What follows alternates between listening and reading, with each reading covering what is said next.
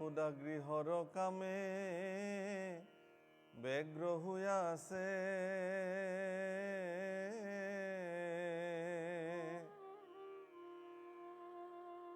যমলয়ৰ June কৃষ্ণে দেখি লন্ত পাছে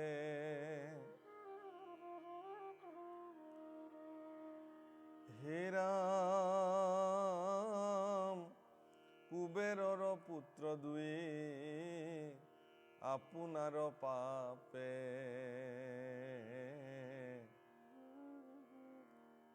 ভৈল বৃক্ষ জন্ম আখি নাৰদৰ সাপে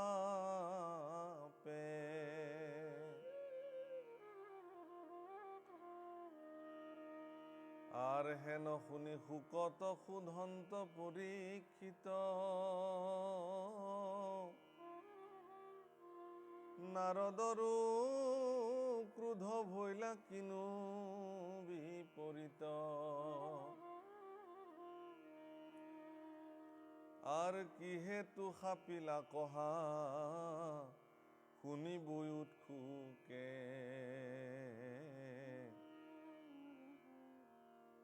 শুনা বুলি কহি বাক আৰম্ভিলা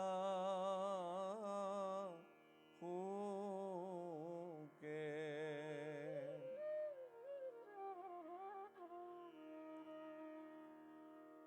ইতিমধ্যে ভগৱান কৃষ্ণক যশোদাই বান্ধিলে আৰু উৰুশলৰ ওপৰত বহুৱাই থৈ গ'ল।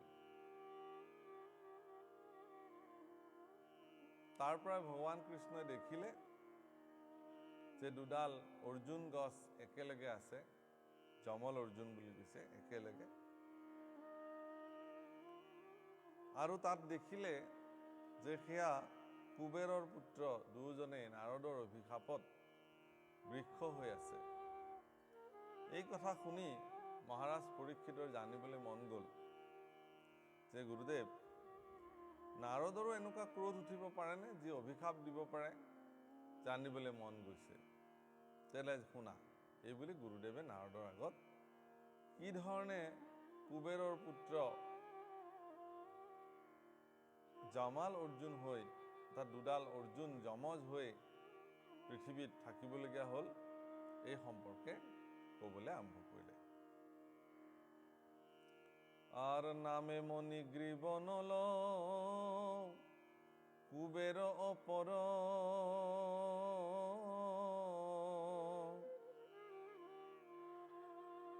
মধ্যে মত্ত হুয়া দুয়ো ৰুদ্ৰ অনুচৰ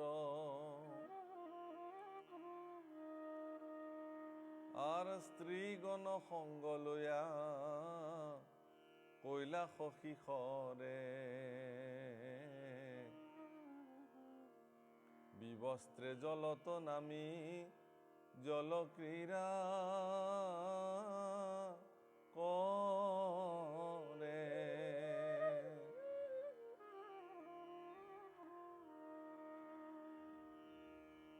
আৰ হস্তিনী সহিতে যেন দুই মত্ত নাগ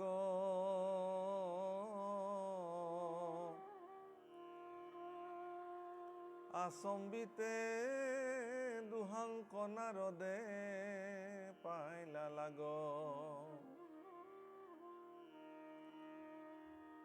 আৰ পৰম লজ্জিত হইয়া দেখি নাৰীগণে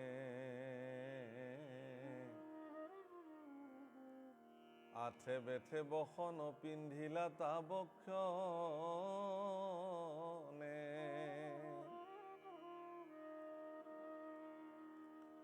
শ্ৰীমদে অন্ধয় আৰু মধ্যে অচেতন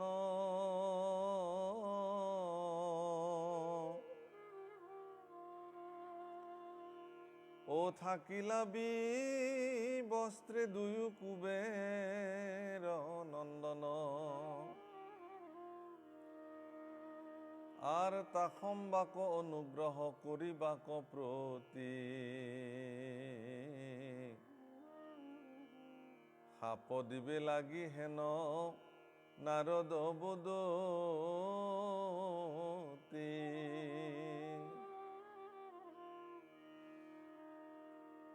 কি ধৰণে নাৰদৰ অভিশাপত আহি কুবেৰৰ পুত্ৰ মণিগ্ৰীৱ আৰু নল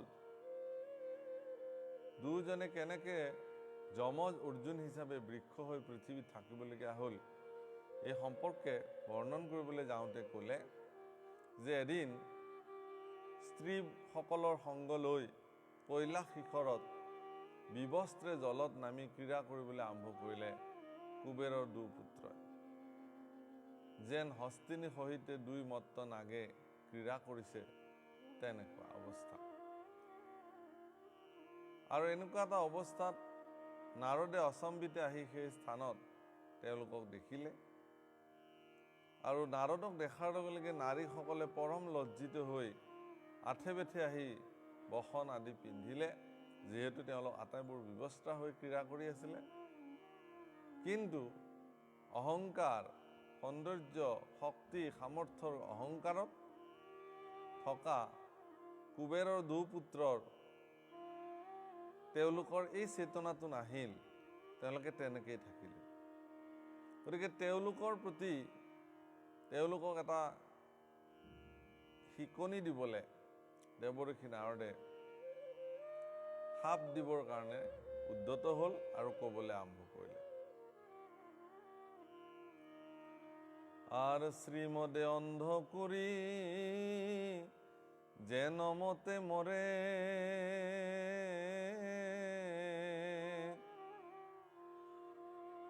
আনগর্বে করিবা কত দূর নপারে। আর স্ত্রী ভইলে লাগি স্ত্রী করয় মদ্যপান,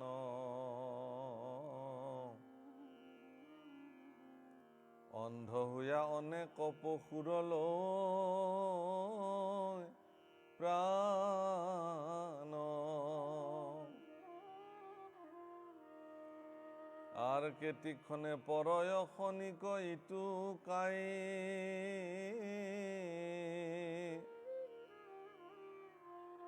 ও অন্তকালে হইতু বিস্থাপলু চাই।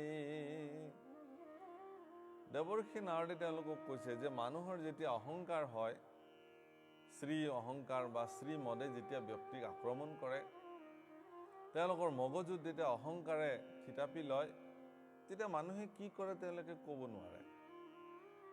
তেওঁলোকে স্ত্ৰী সংগ লয়, মদ্যপান কৰে, কি কৰে একো হিচাপ নাই। আৰু তেতিয়া আচলতে অন্য একো নহয়, নিজৰ মৃত্যু তেওঁলোকে আমন্ত্ৰণ কৰে। স্খলন বা অধপাতন, তেওঁলোকে নিজৰ অধপাতন কামনা কৰে। আৰু এওঁলোকৰো সেই একেই অৱস্থা হৈছে। কুবেৰৰ পুত্ৰ হৈও স্বয়ং দেৱৰ্ষি নাৰদক দেখাৰ পিছতো সামান্যতম সৌজন্যতা বোধেৰে তেওঁলোকে সংযম নোহোৱাৰ এই পৰিস্থিতিত দেৱৰ্ষি নাৰদে তেওঁলোকক এই ধৰণে ক'বলৈ বাধ্য হ'ল। কৈছে যে মানুহে অহংকাৰত পতিত হৈ তেওঁলোকৰ জীৱনৰ সমস্ত কৰ্মক তেওঁলোকে আচলতে হেলা কৰি তেওঁলোকে পৰৱৰ্তী জন্ম বিষ্ঠা, পলু, ছাই, কৃমি আদি বিভিন্ন নৰক জন্ম তেওঁলোকে যাপন কৰিবলৈ পায় বা সেই যন্ত্ৰণাসমূহ তেওঁলোকে পাবৰ কাৰণে যেন তেওঁলোকে কাম কৰিছে, এনেকুৱা ভাৱ দেখা যায়। হে ৰাম,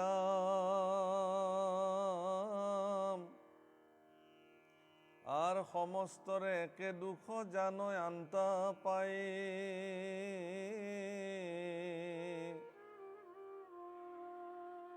ও নকৰয় পৰক প্ৰীড়া দরিদ্রে দুনাই। আর ক্ষুধাত নপাওয় অন্ন শুকায় আন্ত মুখ, এরয় অহংকার গর্ব মিলয় মহা সুখ।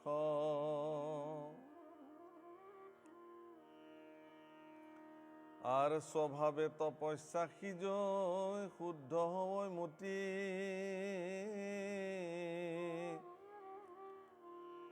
অতে বেশে দৰিদ্ৰে লৈ সন্তৰ সংগতি। কোনোবাৰ জীৱনত যদি কোনোবাই অনাহাৰে থাকিবলগীয়া হৈছে, তেতিয়াহ'লে তেওঁ কোনো দৰিদ্ৰক নিন্দা কৰিব নোৱাৰিব। যিগৰাকী ব্যক্তিৰ জীৱনত অনাহাৰে থকা নাই, তেতিয়াহ'লে তেওঁ দৰিদ্ৰৰ যিটো বেদনা সেইটো কি অনুভৱ কৰিব? গতিকে স্ত্ৰী বা মদ্যপান কৰি, স্ত্ৰীৰ লগত সংগ কৰি, মদমত্ত হৈ অহংকাৰত পতিত হৈ থকা ব্যক্তি এগৰাকীয়ে আত্মসংযম বা কাৰোবাৰ প্ৰতি কেনেধৰণে সন্মান জনাব লাগে, এই কথা তেওঁলোকে কেনেকৈ জানিব? গতিকে ইয়াৰ পৰা তেওঁলোকৰ যিদিনাখন স্খলন ঘটিব, সিদিনাখন হয়তো তেওঁলোকে অনুভৱ কৰিব যে শ্ৰদ্ধেয় ব্যক্তিৰ প্ৰতি শ্ৰদ্ধা নজনোৱাটো জীৱনৰ এটা মহাপাপ। এই কথা তেওঁলোকে অনুভৱ কৰিব।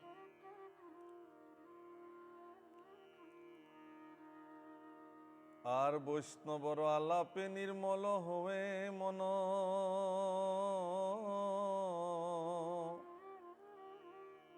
তেবে হে কৃষ্ণৰ কৰ শ্ৰৱণ কীৰ্তন।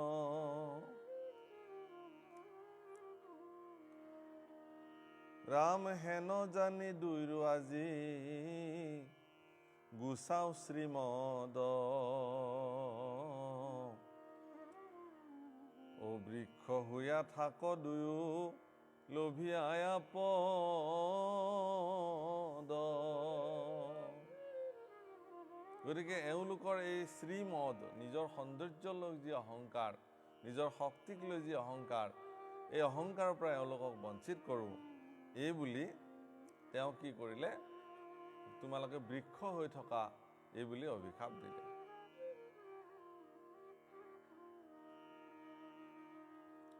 আৰ মুহুৰ প্ৰসাদে তাতো হৈ বিজাতি স্মৰ,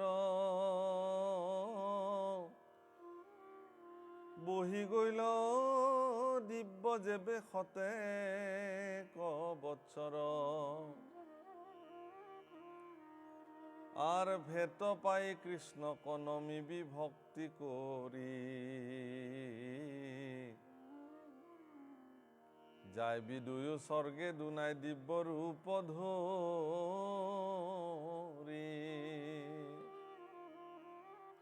যোৱা তোমালোকে পৃথিৱীত গৈ বৃক্ষ হৈ থাকা, অৱশ্যে মোৰ কৃপাত তোমালোকে জাতিস্মৰ হৈ থাকিব পাৰিবা। তাৰমানে পূৰ্বজন্মৰ সকলো কথা তোমালোকৰ মনলৈ আহিব, যাতে তোমালোকে তিল তিলকৈ অনুশোচনা কৰিব পাৰা যে আমাৰ কি জন্ম আছিল, এতিয়া আমি কি জন্ম পালোঁ। এই ধৰণে 100 বছৰ কটোৱাৰ পিছত তোমালোকে কৃষ্ণ সাক্ষাৎ পাবা আৰু ভক্তিভাৱেৰে কৃষ্ণক নমন কৰিবা, সেৱা কৰিবা, আৰু তেতিয়া পুনৰ স্বৰ্গলৈ আহি সেই একেই দিব্য ৰূপ ধাৰণ কৰিব পাৰিবা। এই বুলি দেৱৰ্ষি নাৰদে তেওঁলোকক অভিশাপ প্ৰদান কৰিলে।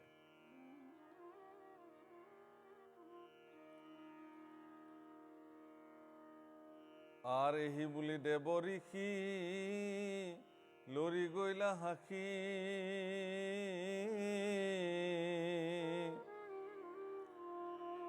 ও ভৈল দুয়ো গুজ্জ কজা মালোৰ জনৱাসী। আৰ সত্য কৰিবাক লাগি নাৰদৰ বাণী,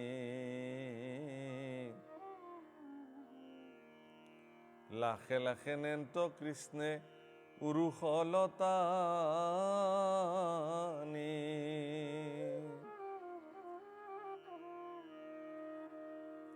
আৰু নাৰদৰ এনেকুৱা অভিশাপৰ পিছতেই তেওঁলোকে যমজ অৰ্জুন হিচাপে পৃথিৱীত থাকিলে। ভগৱন্ত পুৰুষে তেওঁলোকক দেখিলে আৰু উৰলটো লৈ লাহে লাহে লাহে লাহে টানি টানি সেই বৃক্ষৰ ওচৰলৈকে যাবলৈ আৰম্ভ কৰিলে।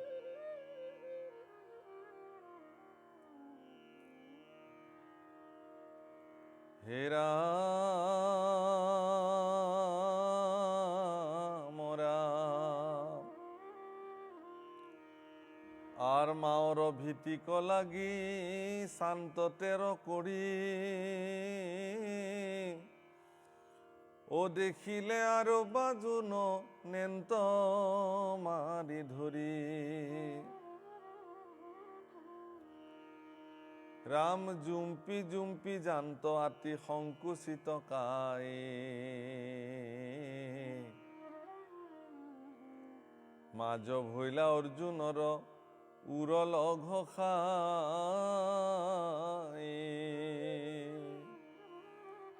গতিকে জামাল অৰ্জুনক অৰ্থাৎ কুবেৰৰ পুত্ৰ দুয়োক মুক্তি দিবৰ কাৰণে ভগৱানে লাহে লাহে লাহে লাহে উৰলটো সেই গছ দুডালৰ মধ্যস্থানলৈ লৈ গ'ল। আৰু বাৰে বাৰে তেৰাতেৰিকৈ চাই থাকিলে জানোবা যশোদাই দেখিলে আকৌ মাৰি ধৰি ইয়াৰ পৰা লৈয়ে যায় নেকি, লৈ গ'লে মোৰ যিটো উদ্দেশ্য সেই উদ্দেশ্যটো সফল নহ'ব নেকি, এইবুলি বাৰে বাৰে চালে। ৰাম আজ ভৈলা অৰ্জুনৰ উৰল ঘোষাই, জুম্পি জুম্পি জান্ত আতি সংকুচিত কাই। আর অর্জুনত লাগি ভৈল উরল পথালি, কঙ্কাল ফান্দিয়া তান দিলা বনমালি।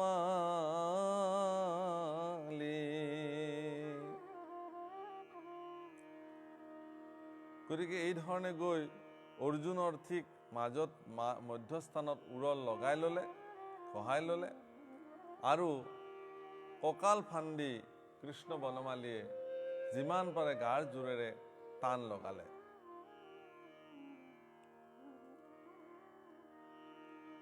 আৰ আজুৰ লাগিয়া দুয়ো বৃক্ষ হেহি তালে,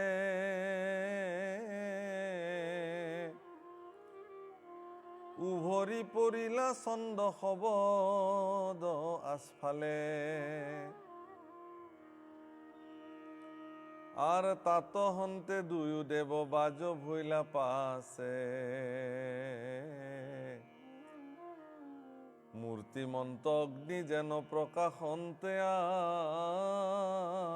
আছে। তাৰপিছত ভগৱান কৃষ্ণই অত্যন্ত জোৰেৰে কঁকাল ফান্দি তেওঁ টান দিলে, আৰু দুডাল অৰ্জুন বৃক্ষ তাতে উভালি পৰিলে। প্ৰচণ্ড শব্দৰে এক আস্ফালন কৰি দুডাল বৃক্ষ যেন উভালি পৰিলে, আৰু তাৰ পৰা দুগৰাকী দিব্য পুৰুষ সৃষ্টি হ'ল। সকলোৱে এই দৃশ্য দেখিলে। আৰ কৃষ্ণক নমিলা আখি শিৰে পাও চুই,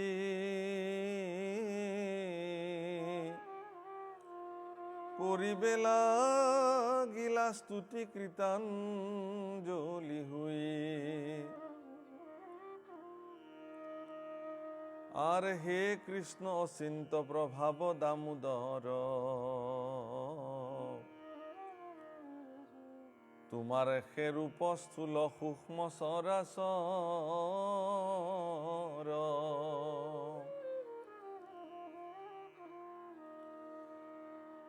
আর সকলো প্রাণীর প্রভু তুমি অন্তর্যামী,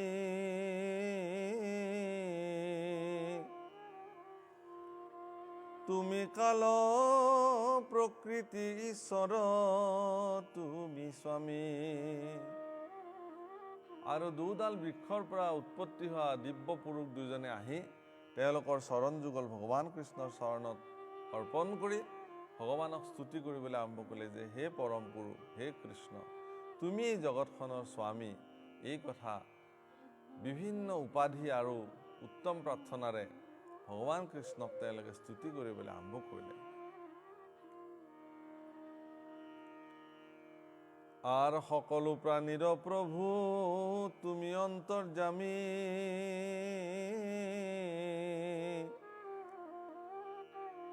তুমি কাল প্রকৃতি ঈশ্বর তুমি স্বামী।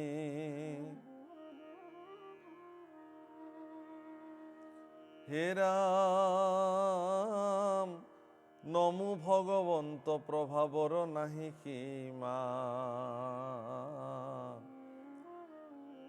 আপনার গুণে সন্ন কৰিছা মহিমা।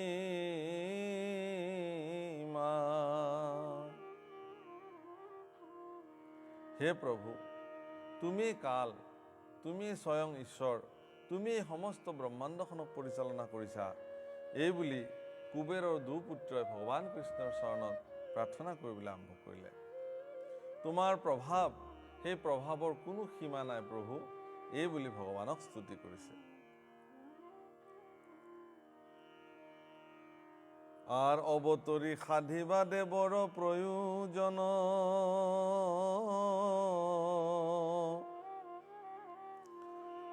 ও সাধুৰ কল্যাণ সাধি বুধিবা দুৰ্জন।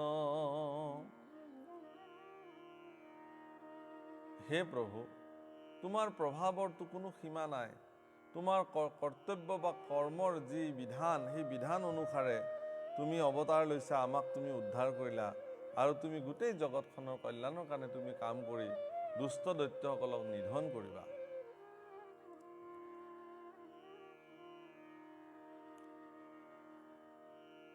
আৰ নমো নমো পৰম ব্ৰহ্ম ময় বাসুদেব,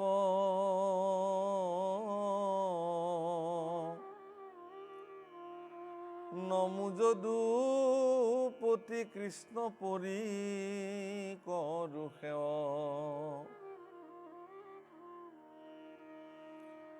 আৰ তোমাৰ ভৃতৰ ভৃত্য জানিবা আমাক, নাৰদৰ প্ৰসাদেশে দেখিলো তোমাক।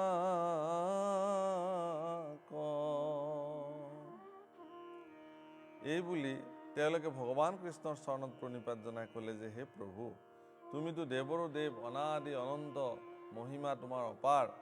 গতিকে নাৰদৰ প্ৰসাদত আজি আমি তোমাক সাক্ষাৎ কৰি তোমাৰ চৰণ পুজিবৰ কাৰণে সুযোগ পাইছোঁ, অন্যথাটো নাপালোহেঁতেন, এই বুলি স্বীকাৰ কৰিছে।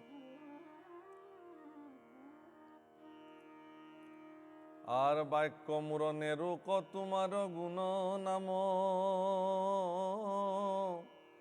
তোমাৰ কথা তো কৰ্ণে কৰু ক বিশ্ৰাম। গতিকে তোমাৰ বাক্য, তোমাৰ গুণনাম মোৰ যাতে মুখেৰে কথা কদাপি নেৰে, আৰু এই কাণ দুখনেৰে যেন তোমাৰ কথাতহে বিৰাম পোৱা যাওঁ। অন্য বিষয় কথা মোৰ কাণেৰে শুনালে মই অস্থিৰ হৈ থাকিব লাগে, কেৱল কৃষ্ণ কথা কাণেৰে সোমালে মই যেন পৰম সন্তুষ্টি লাভ কৰোঁ, এই মোক কৃপা কৰা। এই বুলি তেওঁলোকে মুনিগণে স্তুতি কৰিছিল। আর হস্ত মূর থাকুক তোমার কর্ম করি, মন মূর রহুক তোমার পাওস্মরি। হে রাম সমস্ত ভূততে তুমি আছা জগন্নাথ, তাহম্বাক প্ৰণামী থাকুক মোৰ মাথ।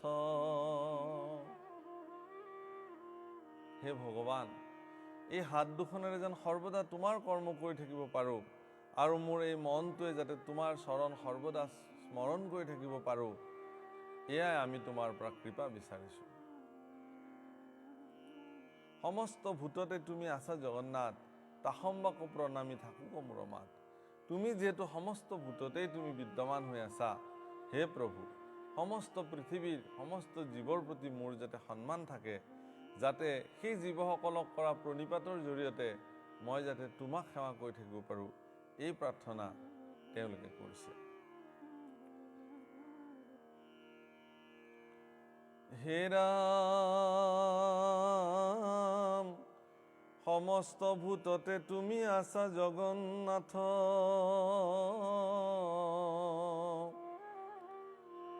তাহম্বাক প্ৰণামী থাকুক মোৰ মাথ।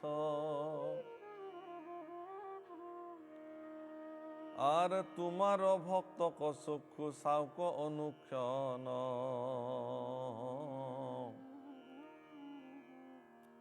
এহি শুনি হৰি হাসি দুইকো বুলিলা বচন।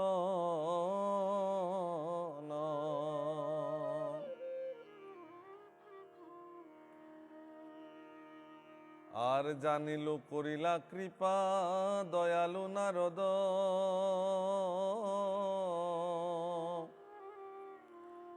শ্ৰী গুসাই তোৰা দুইৰু গুসাইলা আপদ। এইখিনি কথাৰ পিছত পৰম দয়ালু পৰম কৃপালু প্ৰভু ভগৱন্তই তেওঁলোকক ক'বলৈ আৰম্ভ কৰিলে যে মই জানো দেৱঋষি নাৰদে তোমালোকৰ শ্ৰী গুচাই পেলাই তোমালোকৰ আচলতে জীৱনৰ যি আপদ সেই আপদৰ পৰা তোমালোকক মুক্ত কৰিলে। যদি তোমালোকৰ শ্ৰী বা এই অহংকাৰ যদি দেৱঋষি নাৰদে নুগুচালেহেঁতেন তেতিয়াহ'লে আজি হয়তো তোমালোকে আৰু অধপাতে গ'লাহেঁতেন। কিন্তু তৎক্ষণাত দেৱঋষি নাৰদে তোমালোকৰ এই বেমাৰৰ চিকিৎসা কৰিলে। বেমাৰ মানে কুবেৰ হ'ল আটাইতকৈ ধনী এগৰাকী দেৱতা। সমস্ত দেৱতাসকলৰ ভিতৰত ধন সম্পত্তিৰ অধিকাৰী হ'ল কুবেৰ। আৰু কুবেৰৰ সন্তান হিচাপে সেই ধন সম্পত্তি ঐশ্বৰ্য বিভূতিক লৈ তেওঁলোকে স্ত্ৰী আৰু মদ্যপান কৰি তিৰতা আৰু মদ পানেৰে জীৱন অতিবাহিত কৰি আছিলে। যাৰ ফলত তেওঁলোকৰ জীৱন যাতে স্খলন নহয় তাৰ কাৰণে দেৱঋষি নাৰদে তেওঁলোকক 100 বছৰ সুদীৰ্ঘ গছ দুডাল কৰি ৰাখিছিলে আৰু জাতিস্মৰ কৰি পূৰ্বজন্মৰ সকলো কথা যাতে তেওঁলোকে স্মৰণ কৰিব পাৰে তেনেকুৱা ব্যৱস্থাৰে তেওঁলোকক 100 বছৰীয়া এটা অনুশোচনা দিয়াইছিলে। প্ৰভুসকল আইসকল মন কৰিব যে আজিৰ এই জগতখনতো ধন কুবেৰ সকলৰ সন্তান সন্ততিয়ে আজিও কিন্তু বহুত এনেকুৱা লোক আছে যিবিলাক লোক মই সকলোৰে কথা কোৱা নাই যে পিতৃ মাতৃৰ ধনৰ পাহাৰ বিভিন্ন পদ্ধতিৰে বা বিভিন্ন অৱস্থাৰ জৰিয়তে তেওঁলোকে ধন সম্পত্তি এগালমান উপাৰ্জন কৰে আৰু সেই ধন সম্পত্তিসমূহ সতি সন্ততিবিলাকে বিভিন্ন অসৎ কাৰ্যত তেওঁলোকে প্ৰয়োগ কৰে। গতিকে সেয়া আজিৰ যুগতো এই কথা প্ৰতিপন্ন হৈ আছে। গতিকে এইসকলৰ জীৱন কি হ'ব? পিতৃৰ উপাৰ্জিত ধনৰ পাহাৰ খহাবলৈ সন্তান সন্ততিয়ে যেতিয়া মদ্যপান কৰি ঘূৰি ফুৰিব, স্ত্ৰী সংগ লৈ পেলাই নিজৰ জীৱন স্খলন কৰিব, এনেকৈ থাকিলে এটা সময়ত তেওঁলোকৰ কি হ'ব? স্খলন হোৱাটো নিশ্চিত। আৰু এইসকলক আচলতে দেৱঋষি নাৰদে যি ধৰণে তেওঁলোকক শাস্তি দিছে এই ধৰণে শাস্তি যদি নিদিয়ে তেতিয়াহ'লে পিতৃৰ উপাৰ্জিত ধনেৰে পিতৃ মাতৃ উপাৰ্জন কৰা ধনেৰে মানে বিলাসী জীৱন কটাই অধপাতে নিয়া সন্তান সন্ততিও কিন্তু আজিৰ তাৰিখত অনেক আছে, সীমা সংখ্যা নাই। গতিকে প্ৰত্যেকগৰাকী অভিভাৱক বা প্ৰত্যেকগৰাকী ব্যক্তিয়ে তেওঁলোকৰ উপাৰ্জিত ধনেৰে তেওঁলোকৰ সতি সন্ততিয়ে যাতে অসৎ কাৰ্যত মনোনিৱেশ কৰিব নোৱাৰে তাৰ প্ৰতি কিন্তু সজাগ হৈ থাকিবৰ কাৰণে ভাগৱতে এইখিনিতে এটি ধুনীয়া উপদেশ আপোনাক হ'বলৈ আগবঢ়াইছে।